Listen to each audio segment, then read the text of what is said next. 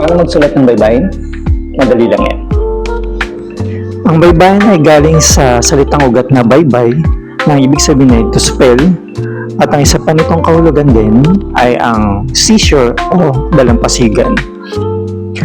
Sinasabi din na hango ang bawat simbolo ng baybayin sa tubig. Narito ang 4 na basic stroke sa pagsusulat ng baybayin. Una ay ang parang letter S na pahiga. Pangalawa naman ay guguhit tayo ng 2 alon. Pangatlo ay ang madali dahil para ka lang nagsulat ng number 3. At ang pangapat naman ay parang letter V. Unahin natin ang mga simbolo para sa patinig. Ito ang simbolo para sa A. Guguhit tayo ng parang letter V at meron siyang 2 guhit sa gilid. Minsan isa lang ang nilalagay dito. Ito naman ang simbolo para sa E at I. Guguhit tayo ng letter S na pahiga at ito naman ang 2 alon.